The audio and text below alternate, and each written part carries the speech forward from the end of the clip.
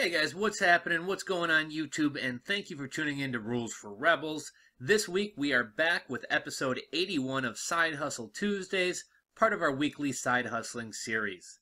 I think today's episode is going to be one that a lot of you guys are going to be able to relate to, at least if you've had a piggy bank as a kid or if you have kids and have given them a piggy bank. Those darn things are always so hard to open, almost impossible to get the money out, and maybe that's by design so you can't spend it. But that's also a problem and a pain point, and one that today's side hustlers set out to solve. The wheels in today's side hustler's head began spinning when she encountered a problem or a pain point her son had. Esther Diaz had a 5-year-old son named Jacob, and at the tender age of just 5 years old, Jacob was already a side hustler. Jacob started a little business bringing in trash cans for his neighbors after garbage day. So when he got home from school, he'd bring in all the neighbors' trash cans from the curb back to their door. And while I'm sure many of the neighbors didn't really need this service and just did it to support a hardworking neighborhood kid, it's actually not a bad business. My trash cans oftentimes sit out on the curb for 2 and 3 days after garbage day because I'm either too lazy to bring them in or I forget. And my girlfriend tells me it makes us look like trash, so I think it's definitely a business that there's a need for. At the height of his business, Jacob was bringing in 12 cans every Thursday evening after garbage day. Now at this point, Jacob's mother decided this could be a valuable teaching moment. She bought 3 different piggy banks for Jacob.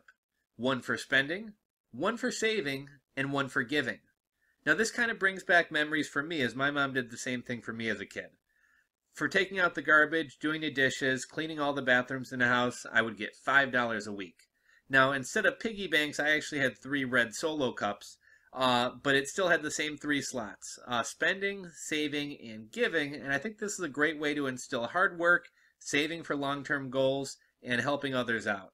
Anyhow, the problem that Jacob and his mother Esther had was that every time it came time to take the money out of the piggy bank, it was a huge headache. Now, I'm sure you guys can relate to this. Not only is that piggy bank full of coins, but you also have crunched up dollar bills jammed in there, and it creates a log jam at that little hole on the bottom where the money's supposed to come out. The idea of breaking a perfectly good piggy bank seemed to defeat the point of this savings project, so Esther tried and tried to get the money out. She tried chopsticks, and she eventually succeeded with some medical forceps. However, this is where her idea came from. There had to be a better design for a piggy bank. Now, Esther came up with a better idea for a design. She wanted to have a box with 3 drawers. Again, one for saving, one for spending, and one for giving.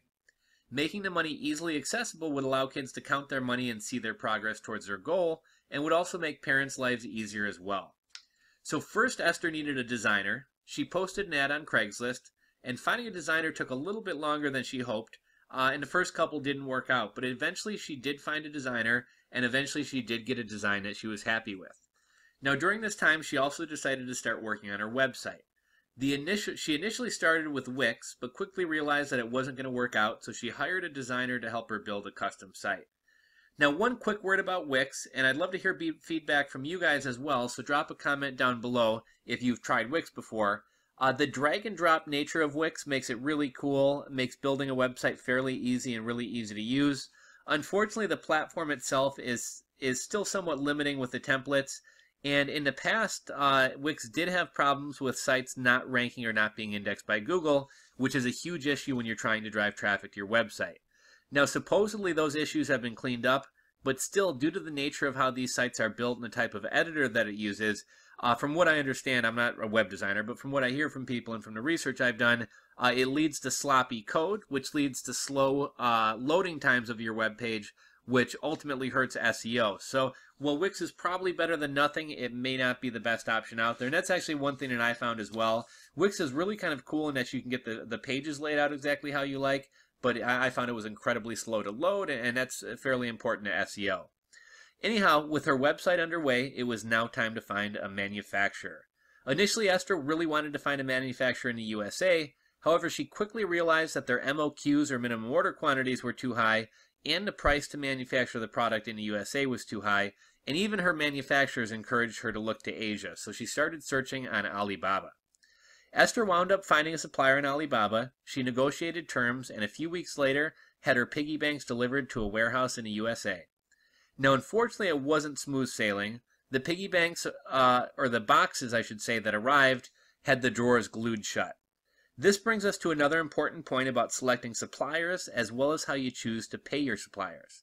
Something I found is suppliers rarely want to take responsibility for bad merchandise or mistakes, especially early on in your relationship with them. I remember one particular incident where I was sent $6,000 worth of the wrong product due to some miscommunication on my sales rep's part. They refused to take the stuff back, and fortunately for myself and my partner, this mistake actually wound up working out to our benefit, and this quote-unquote wrong item that they sent wound up actually being a huge seller for us on Amazon, so we lucked out.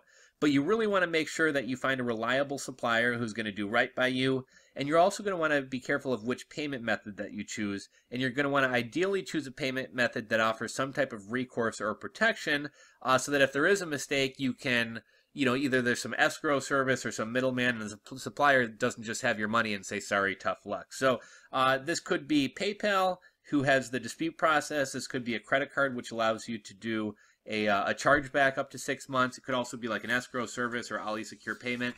But make sure you're vetting good suppliers and that you're using a payment method that gives you some leverage should things go wrong. Fortunately for Esther, her supplier worked with her and got her a new batch of product.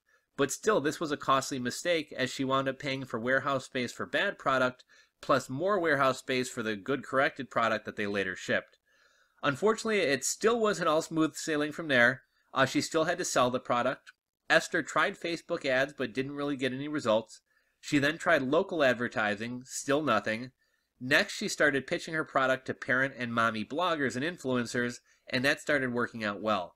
She eventually also got featured in BuzzFeed and Family Fun magazine, and that started to spark some sales. And if you take a look at Esther's website, it says right on the homepage there on one of the sliders, featured in BuzzFeed. Now, one thing I wanted to point out from here, and one recurring theme that I've noticed among a lot of the successful side hustle stories, is it's often free media coverage that really helps the business take off. Now, this is easier said than done, but if you can write interesting content about your product and try to get blogs or magazines to publish it, or if you can guest blog on blogs and magazines, that can sometimes work very well. Or if you can figure out how to reach out to these media outlets and get your product featured, that can work out really well too. Now, it's a long shot, but you don't get what you don't ask for, right? Moving forward, Esther is going to make a few changes to her product. The way it's set up with the 3 drawers makes it somewhat large and bulky. This means that it costs more money for shipping, costs more money to warehouse, and also leads to some breakage of inventory. Esther is working on redesigning it to make the whole thing smaller so that she'll save on storage and shipping costs, and also make the product stronger and less likely to break.